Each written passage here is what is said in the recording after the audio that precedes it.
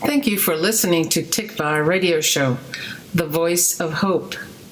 If you have been blessed by this program and want to join us in sharing with others the hope of Yeshua HaMashiach, a gift of any amount will be appreciated. You can donate and contact us on our website at tikvaradio.com. Once again, that's TIKVAH radio.com. Thank you for joining us, and God bless. Welcome to Tikva Radio Show, Lisa. Glad to have you here with us. It's great to be on your show, Liliana. Thank you so much for having me. Lisa, would you tell me a little bit about yourself? Can you tell us your story? Sure. I start way back at the beginning because that's a major part of my story. I'm a fatherless child. My father was a doctor, a Jewish doctor, who died 2 months before I was born. He was a polo player as well as a doctor, and he used to compete in polo matches every Sunday afternoon in San Antonio, Texas. But one day, things went horribly wrong on the polo fields down there. My father, at age 39, suffered a massive heart attack and fell off his polo pony. He didn't make it to the hospital. My mother was pregnant with me. She was 7 months along. And my half-sister, Lori, was there on the polo fields that day as well. She was 14 years old at the time. And she says it took years to overcome the events of that day. I tried to make contact with her many years later. She was living in Pennsylvania. And she just said somebody left her on the polo fields when my mother jumped into the ambulance with my dad. Wow. My mom, Liliana, never recovered from that day. She struggled with mental illness. She was on heavy-duty prescription meds. The rest of her life, when she had a breakdown when I was 4, we went and lived with my grandparents for about 4 years. Wow. But then moved back into the house that my father had purchased for them when they got married. But it was still a very depressed childhood. My mom used to order liquor and from the liquor store that delivered, and every day she'd receive about a quart of vodka and 7-Up, and she'd proceed to anesthetize her pain, and of course heavy smoker, and the prescription meds. And a lot of times I say that my life was like a lot like the movie Groundhog Day. If anyone's seen that, it had Bill Murray in it. He was a weatherman. You remember that one, Liliana? Yeah, definitely. Anyway, he was a weatherman, and he was covering the Groundhog Day festivities in Pennsylvania. And every day that he woke up every day, and it was Groundhog Day all over again. It was a chance to do the day over. And for me, it was the same thing. Every day I left, and my mom was sitting in the same chair, smoking a cigarette, drinking a drink. And when I came back from home, she was sitting in the same chair, drinking a drink. Felt like it was the same drink, and smoking a cigarette. And, we really just didn't have much engagement. I felt unloved. I felt very alone. And I was, quite frankly, I was embarrassed by my mom. And she really became the greatest fear next to horses and snakes that I had. I was raised to be afraid of horses. After my father died on a horse, my grandmother used to always ask me, "You're not riding horses, are you?" Oh. And I would say, no, ma'am, I'm not riding horses. And I realized, at that point that horses were not good. They were bad. And she was so fearful that I'd get on a horse and I would suffer the same fate as my father. So I grew up with this horrible, petrifying fear of horses. And so you combine all this together, my mother being so sick and this fear of horses. And anyway, I as soon as I could, I tried to go off into college and get away from this depressed childhood. Sounds like, a lot of oppression and just heaviness in your home. So, and not much, next to nothing communication is what I'm hearing from you with your mom. So. Yeah, we're a product of our childhood. And to this day, it bothers me when people don't communicate with me, like on emails and phone calls, and they don't respond. because my mom just really didn't respond a whole lot. She didn't really ask questions. I was an athlete. She didn't attend my games. I think she went to one college game because my grandfather took her, but she just really wasn't that engaged in my life. And so, it was a very difficult time for me growing up. And I also grew up in a very wealthy area, but had no money. And so that made it even more trying and difficult, because I was left out of a lot of things because we weren't members of the country club and we didn't have the same means that other people had. Right. You said also that your grandparents, you were raised some of the time with your grandparents? Yes, I was. I spent about I spent early, after I was born, I actually lived with my grandparents because my mother was not able to take care of me initially. And my grandmother tells me that my Jewish grandmother from Chicago, my father was from Chicago, and I will say my Jewish great-great-grandfather immigrated to Chicago, was a clothing salesman there. And we had some deep Jewish roots in Chicago, but my Jewish grandmother came down. She wanted to take me back to Chicago. And my grandmother refused. She was a tough, gritty country girl, and she just would not let them take me. Yeah. And so I was later, unfortunately, when I was 8, this grandmother disowned me. And I think it's because of, what happened that day when she tried to take me. Your Jewish grandmother. Yeah. Jewish grandmother. Yeah. And so, my grandparents my grandmother was very loving.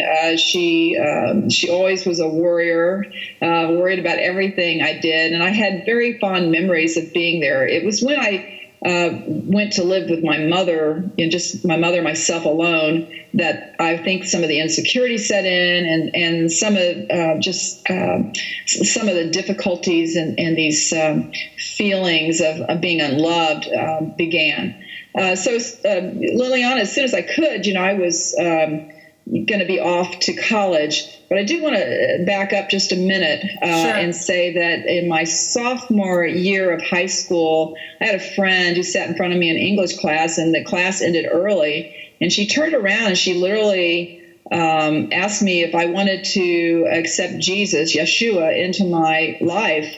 And at that time, when I was 13, I was already starting to drink, and I was starting to go down just a bad path. Uh-huh. And I thought, well, what's the harm of this? Why shouldn't I pray?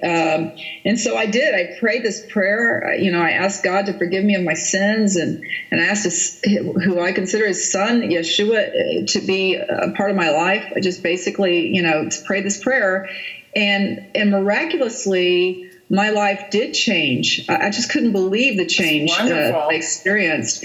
My grades went from B's and C's to A's and B's, mostly A's, and then I became some of these leadership tendencies that I had that were suppressed in high school started to come out. We didn't have a girls basketball team. We didn't have any really girls sports except for gymnastics. And I was 5'9", over 5'9", and after falling off the balance beam a couple of times, this tall girl decided that is not the sport for me.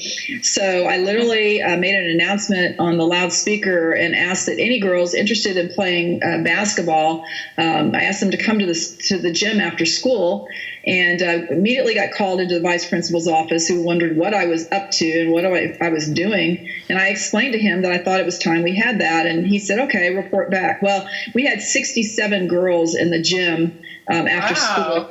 And the principal, the vice principal, then hired a full-time, or the principal hired a full-time basketball and volleyball coach for girls. And so God started to give me great favor. And so we ended up winning the district championship my senior year.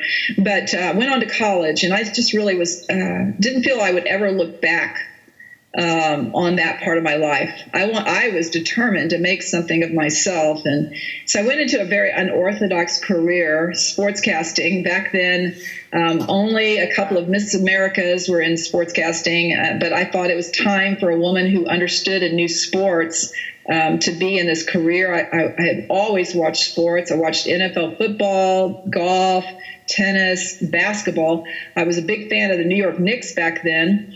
And little did I know that I'd be working and be on the Knicks broadcast, one day in my career. So it made sense for me to go into this crazy field. I had listened to a guy named Vern Lundquist who came to speak to our college, and he was on local TV in Dallas at the time, but went on to be a national sports caster, sports reporter, and analyst.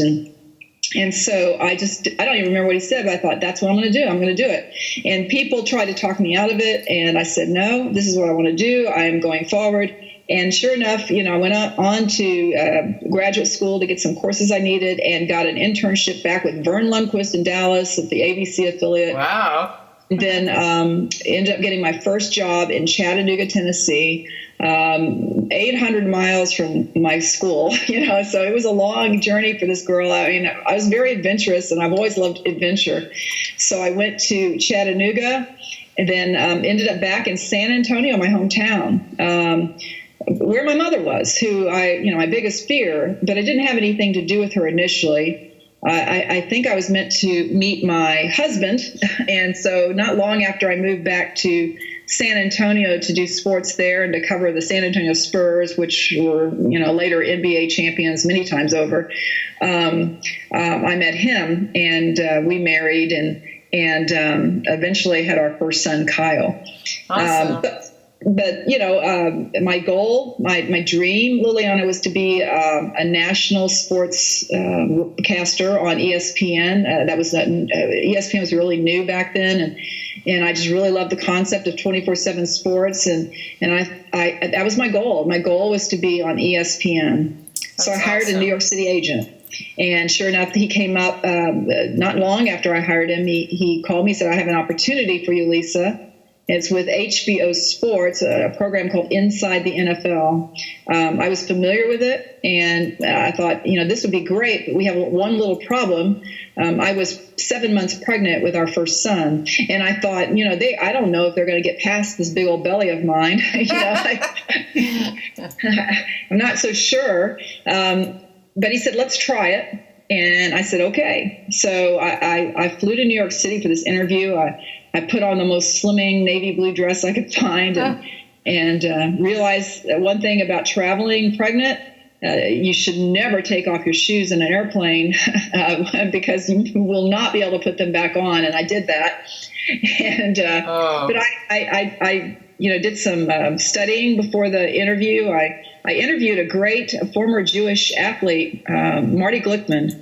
He was scheduled to compete, I believe it was the 1932 Olympic Games, but was taken off that team in track and field because that was, of course, a very tenuous time in there was a lot of political unrest with Hitler on the rise and that kind of thing. And so I think it was 32 or 36. I may have the year wrong. I'm sorry. But he was taken off and replaced on that track and field team. But I had this honor of interviewing this man who was also the voice of the Jets and other New York teams, and prepared for that interview, and also practiced my hockey names because I didn't know hockey too well. And so I had to practice all these French hockey names, and went into the interview and did well. And they were able to see past the pregnancy, and they hired me. And so I was on national television starting in, the 89, I believe it was, and did that for several years. And also a year later was given another opportunity to anchor and report for the Madison Square Garden Network in New York City, which in television terms is the #1 market in the country. And I really saw that as an opportunity to achieve my eventual goal of being an anchor on SportsCenter on ESPN. And so I figured if I went to New York City, they'd see me, and it would be an easy transition. Wow. And that worked. It did work Awesome. For a while. So what happened, I was on the air for about 3 years, both on HBO, and I traveled for HBO in the fall, mostly for football. And then I was on the air, anchored 2 to 3 nights a week on MSG, and then reported the other times and did another show for them. And so I did that for several years, but then the bottom dropped out of my life, and this was my turning point. I didn't get renewed. Let me back up. I did meet a year before my contracts were up with the VP of ESPN. He was called the godfather of ESPN at the time. His name was John Walsh. And he invited me to lunch, and we did meet, and he was talking to me. He goes, Lisa, we didn't know what you could do until we saw you on the air in New York City. And so, we're thinking that when your contract's up, we would be interested in hiring you to anchor Sports Center. And he was throwing around 5-year deal. And he goes, but we want to wait till your contract's up. And so I did have this on the horizon. And so, but the bottom dropped out of my life when my contract at MSG was not renewed. Now you ask, well, I thought you were going to go to ESPN. Well, yeah, but when you're not renewed, then they start to wonder if something's wrong. And so I wasn't renewed. I had some trouble with anchoring without a teleprompter. I was so used to a teleprompter in the local markets that it was always hard. Sometimes we'd have 7 shows a night. And, these shows would swap out as fast as you could imagine. Sometimes the Knicks and the Yankees were playing at the same time, and I didn't know which show was going first. Anyway, it was a little hard. It was a little more difficult. So I had that, and then HBO in the same week, the executive producer from HBO Sports called me up from Wimbledon. They were broadcasting Wimbledon. And they said, Lisa, we weren't looking to replace you. You did a great job. But then he named a name much more, a woman who was on CBS Sports, wanted to do this inside the NFL job. And so they went ahead and went with her. She was a bigger name. And that was a very difficult way to lose a job. But in one day or a week's time, I went from 6 figures to 0 overnight, 2 great high-profile television jobs to nothing. And immediately I started blaming God. I said, why would you take these jobs away from me? Why would you take my livelihood away from me? And he didn't answer. But keep in mind, I hadn't followed him for 17 years. I accepted his son, Yeshua, in high school. But really, after I got to college, I did not follow him. And I went down my own path. And so he didn't answer me, but so my husband said we had to move. We had to move to Fairfield or to Connecticut, and because it was a lot less expensive than Westchester County where we lived. We lived in New Rochelle. And so I didn't want to go. I went kicking and screaming because I loved New York City. I loved the shows. I loved the atmosphere. I always say I was like Ava Gabor on Green Acres, if you ever remember that show. Yeah, I do. Older. Who said, New York is where I'd rather stay. I get allergic smelling hay. I just adore a penthouse view. Darling, I love you. Just give me Park Avenue. That's true. And that was my attitude. I didn't want to go, but I had to go. And so we went up to Connecticut. And back when we had Yellow Pages, I did one of those things where you just kind of close your eyes and you point to like a page. And I was on the church section. And so I found this church in Fairfield, Connecticut, that we started attending. And in reality, I think God took my finger and pointed it to the church he wanted me to attend. And because when we got there, this woman reached out to us immediately and told me about a mother's Bible study the women my age were attending. And she wanted to connect me with these women, and she did. And I thought, well, I've got nothing but time. Might as well do a Bible study. So I studied the Word of God for the first time. And the book of the Bible that they were studying was the book of John, which is considered the love gospel. And I later thought, it was just out of God's love for me that he brought me back, the prodigal daughter, back into his fold through his gospel of love. It was through love he was bringing me back. And even though I had not followed him, had done really many wrong things over my lifetime, including not honor my mother. And so I studied the Word, and finally he answered my questions, my venomous questions that I had posed to him when I lost my jobs. Why did you take this away from me? Why would you take my livelihood? And he said, Lisa, I gave you a national platform to glorify me, and you didn't do it. I had to take it away from you to get your attention. Wow. What I'm hearing is, God has given us gifts and things like that, but he never meant for us to be walking it on our own. We are to be in partnership with him. And that's right. I realize now that everything in the heavens, earth are his, and that's in First Chronicles 29. That he was the one who provided my talents. He's the one that gave me an interest in sports. He's the one that opened the doors, and I realized that later. And he's the one that closed the door because he had something in mind for me. I did, once I gave over my life to his son and to him, a week later I got a call from ESPN, believe it or not, and they hired me to do some freelance reporting for them. But at the same time, about 6 months in, I received an offer to go back to my old station in San Antonio, once again where my mother was. By that time, she was living in a group home. And so I prayed about it for the first time. I prayed to the Lord. I said, what is it that you want me to do? I'll do whatever. So what came to me is if they offered me Sports Center, I'd stay. But if they didn't, I would go. So I talked to the same man that I talked to at lunch that time, the vice president of ESPN, John Walsh, and I told him what I needed. And he went and checked with the head of Sports Center, and he came back to me. He said, Lisa, I'm so sorry. We cannot offer you Sports Center at this time, but we can offer you a full-time reporting job here at ESPN. And I turned him down. And I always say I'm probably the first person ever to turn down a full-time reporting job at ESPN. Oh. But I knew what I had to do. I had to go back to San Antonio. And I was very busy when I went back to San Antonio. I covered the NFL Cowboys, went all the way to the Super Bowl with them. I went to the Winter Olympics. But it wasn't about all that.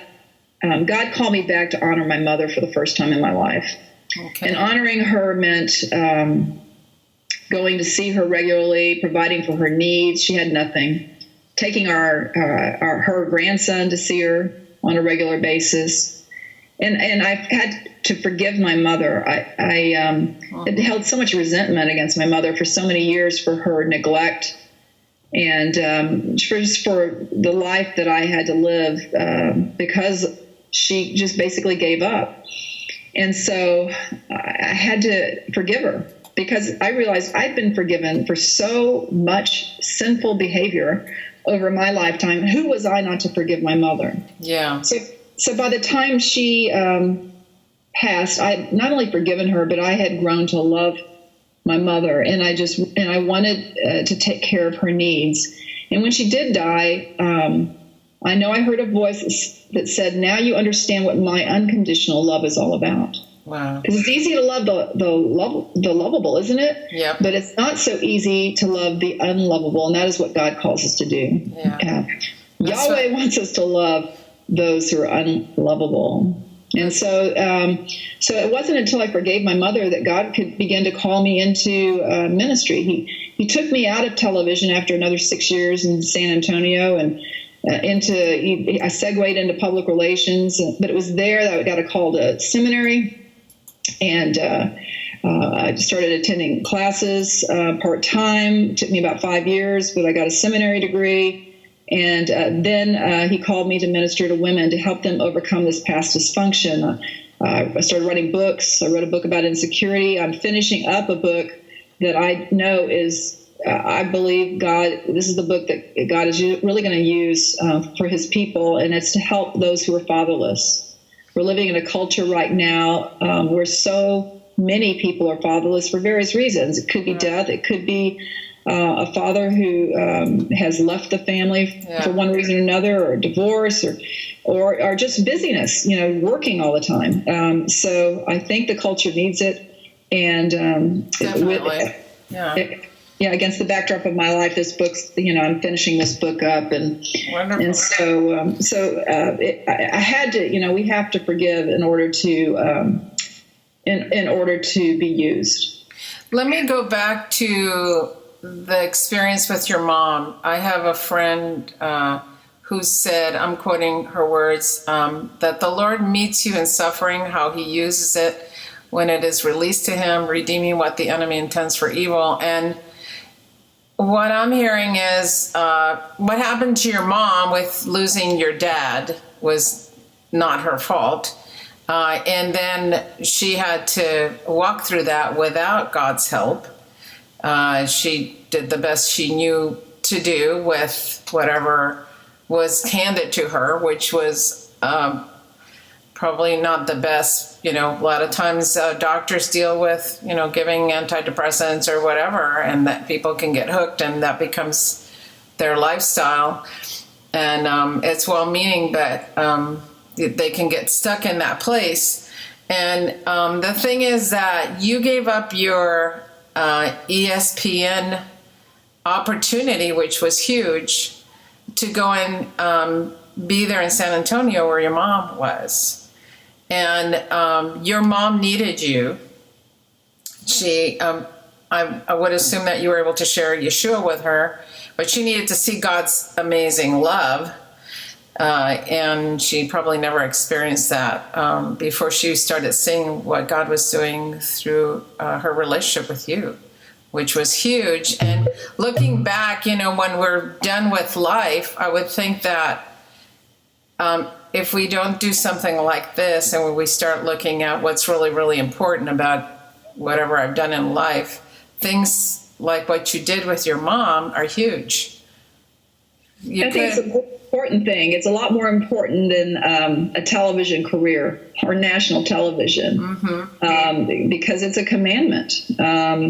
And I'll tell you the story about the end of her life. My mom called me up at the television station, and she needed a pair of shoes.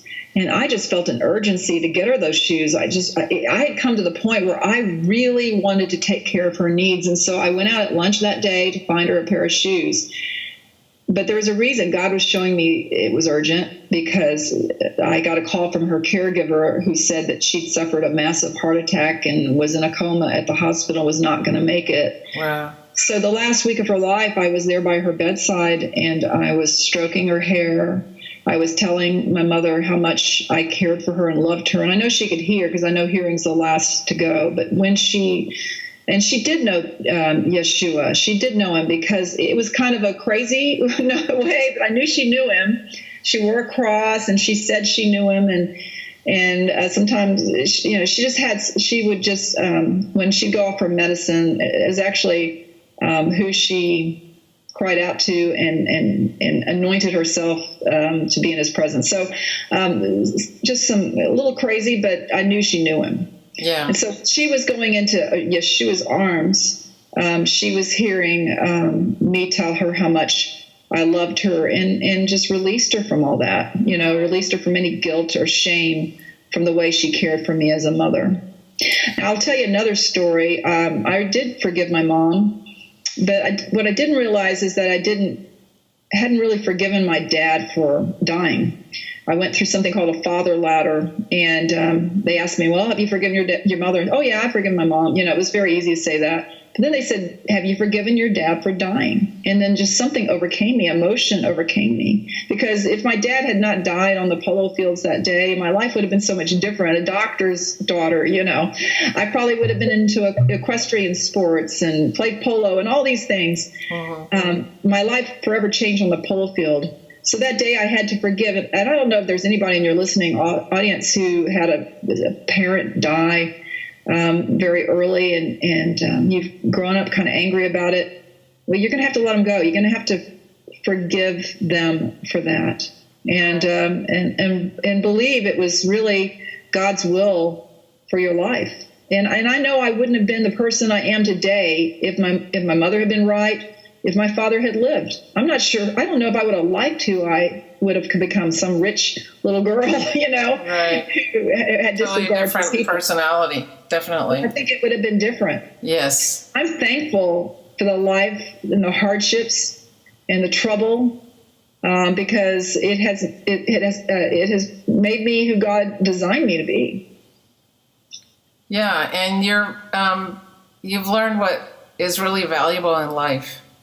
It's not about all the accolades and the titles, but right. Some of the most profound things that mean something to you are the fact that you were able to reconcile with your mother and bring love to her at a time she, desperately needed it. Liliana, the Apostle Paul talks about in the Bible about how he had all these accolades. He lists off his resume, but he says he would give it all up if it meant not knowing Christ. And that's the way I feel. I would give up television. I would give up any awards. I would give up the books. If it meant not knowing Yeshua, I would give it all up today, because I don't know where I'd be without him. I don't know where I'd be without that relationship. I don't know if I'd be alive after my lifetime and what I went through if I didn't have him. So I give it all up. That other stuff was great. All that was doing, though, was preparing me for this ultimate platform that God has me on to proclaim his name and his son's name. Yes. I have a request for you. Would you pray for people in our audience, people that have lost a parent, maybe died young, or when they were, in school, or, just as a young child, maybe lost a parent like you did, or had to deal with a situation with a parent that was alcoholic or, and depressed, and all those are important issues, and there is a lot of people out there have had those issues. Would you pray for God's touch in their lives, and that, however you feel led?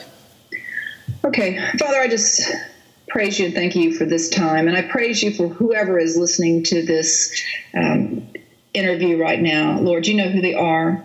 And I just imagine that there is someone in this listening audience, Father, that has had a great loss like this, and perhaps they still haven't gotten over it. So, Father, I pray for healing in their life.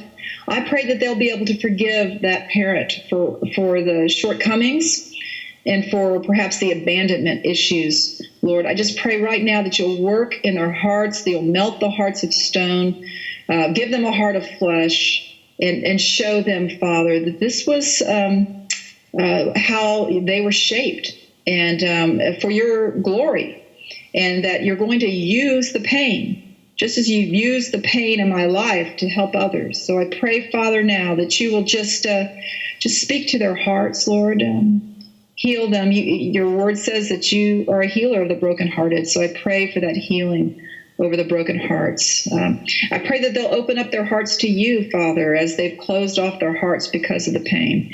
I pray that they'll open up their hearts right now, Lord, and that they will reach out to you, Yahweh, through your son, Yeshua. I just pray right now that they will say, Father, I need your help. I've never been able to overcome this. And Father, right now, I just want to heal. I'm tired of living this life of defeat.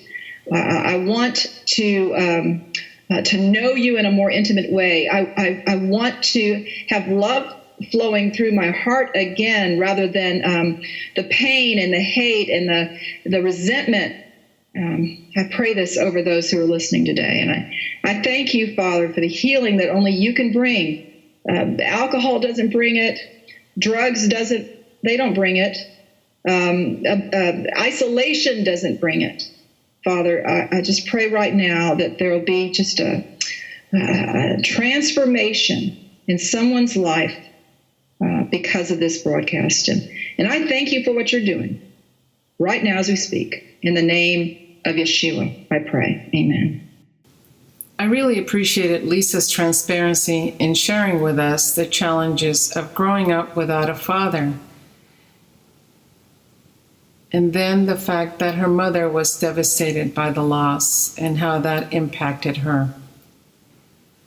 Her story took an amazing turn as she turned to God in her career crisis.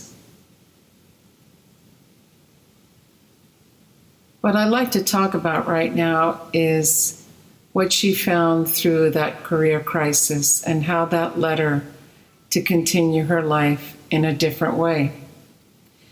In 1967, the Beatles wrote the song, "All You Need Is Love." It was watched via satellite TV by over 400 million people in 25 countries. It's one of the most famous 60s songs and is still recognized today. Chuck Warnock, a Bible teacher, wrote, In our 21st century, our individualized world, when we hear the word love, we instantly think of warm fuzzies, warm feeling in my heart, maybe with a group of like-minded people. We're all joining hands and maybe singing that song, All You Need Is Love. But what does the Bible say about love? What is real love? The word love shows up in the Bible a great deal. When it comes to this word love, no other book tops that subject like 1 John in the New Testament. For every 50 words in the book of 1 John, one of them is the word love. What's interesting is John was one of Yeshua's followers, and when he began following Yeshua, he had his own ideas of what pleasing God was. Yeshua had to correct John and his brother James for being judgmental and quick of temper. A bit of hotheads, I guess, because Yeshua nicknamed them the sons of thunder. However, as John saw the love of God through Yeshua, he learned what real love was all about. And many years later, his name was changed, and he was called the Apostle of Love. John wrote the Gospel of John, 4 other books of the New Testament, the 3 epistles of John, and the book of Revelation. There's lots of emphasis of the love of God in these books. Of these scriptures, the one that clearly tells us the source of all true love is the one in 1 John chapter 4, verse 8. Those who do not love do not know God, because God is love. Yeshua spoke about love, and he exemplified it in action. Yeshua showed his followers that love was always to be expressed and lived out in action. In the book of Mark in the New Testament, chapter 12, verses 28 through 34, we read, One of the Torah teachers came up and heard them engaged in this discussion. Seeing that Yeshua answered them well, he asked, Which is the most important commandment of them all?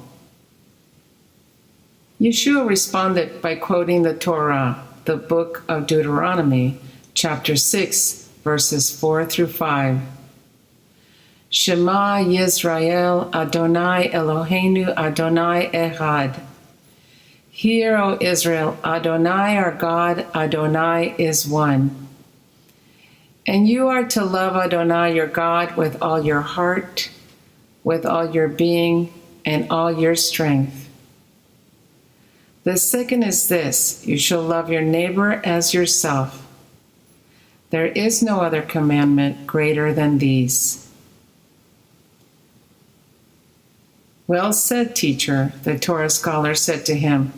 You have spoken the truth, that he is Echad, one, and besides him there is no other. And to love him with all the heart, and with all the understanding, and with all the strength, and to love the neighbor as yourself is much more than all burnt offerings and sacrifices. When Yeshua saw that the Torah scholar had answered wisely, he said to him, You are not far from the kingdom of God.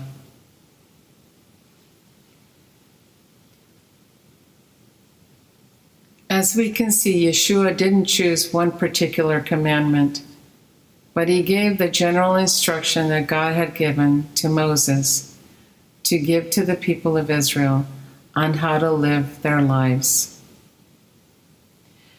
Yeshua told the Torah teacher that love is the most important thing, that everything that was written in the commandments was all about walking and living in love. Way back in Deuteronomy chapter 6, The words of Adonai still ring true. They were spoken through Moses, and they were to direct our people to action of loving God, worshiping Him, honoring Him as the one and only God, the God of Abraham, Isaac, and Jacob. Yeshua was always challenging people to go way beyond what was taught in their society. When it came to loving your neighbor, he said, "You have heard it said, love your neighbor and hate your enemy. But I tell you, love your enemies and pray for those who persecute you, that you may be sons of your Father in heaven." Yeshua's call to loving our neighbor meant to love anybody around us, even those that are not loving or not lovable, and not just choose to love those that love us. It's easy to love those who are loving and lovable, and easy to love.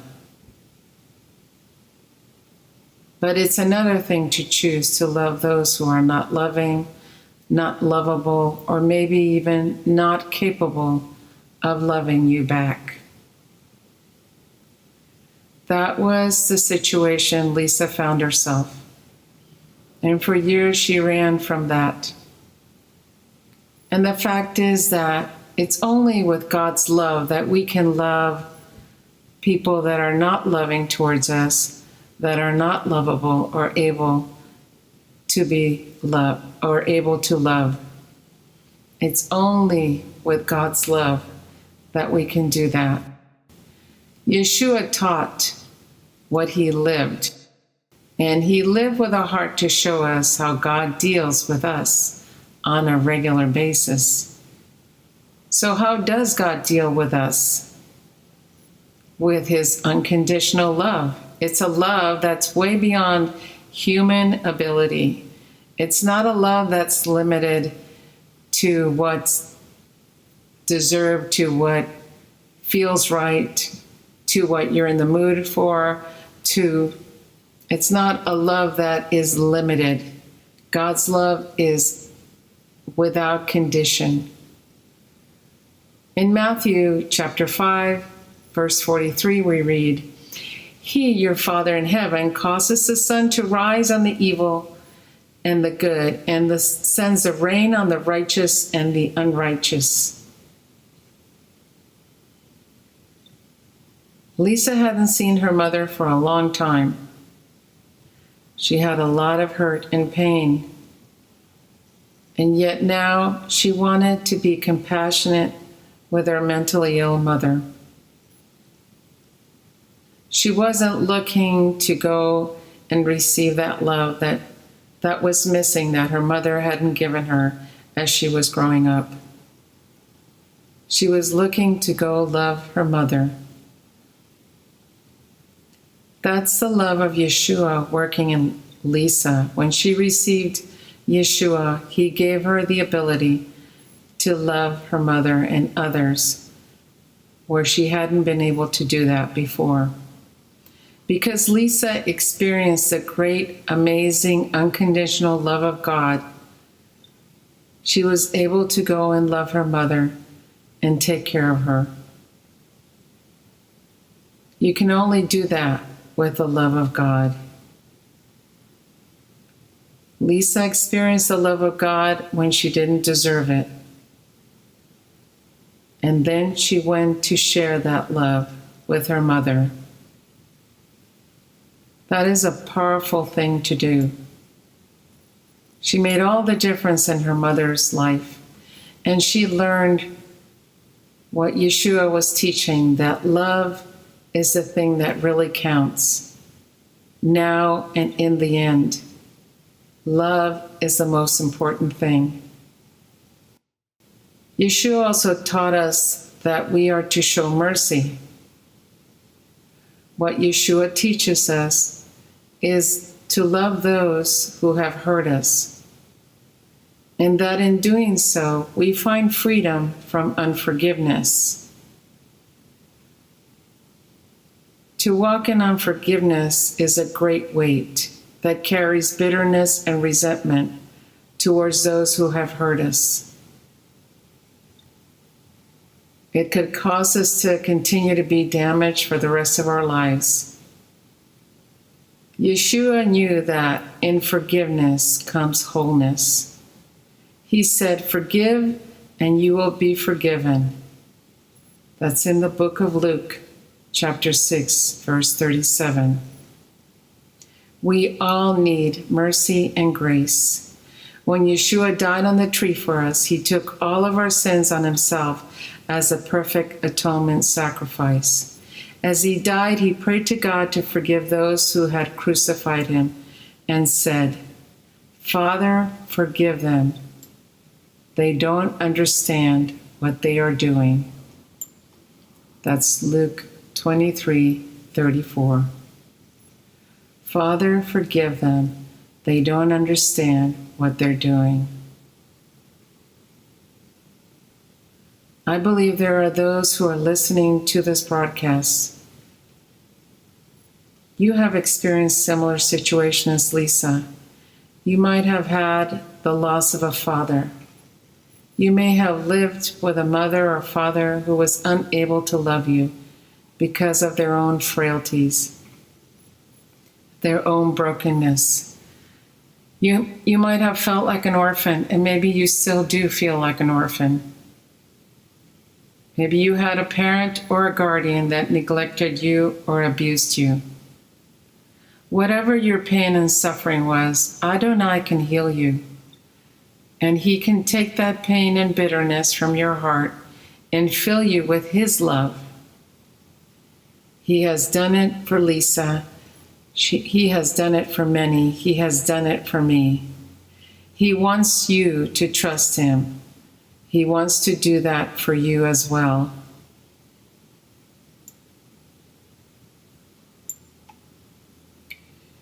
The book of John, chapter 3, verse 16 reads, "For God so loved the world that he gave his one and only Son, that whoever believes in him shall not perish, but have eternal life." Yeshua gave his life for you. Would you trust him today with your life? We all have a God-shaped hole in our souls that only Yeshua, the Son of God, can fill. Invite Messiah Jesus, Yeshua, into your heart and life as an act of faith to receive his blood of atonement. When you do, you will begin the abundant life and exciting adventure for which God created for you. If you are ready to take this step of faith in the Jewish Messiah, pray this prayer with me. Dear God, I confess that I have sinned against you, and I'm truly sorry for it.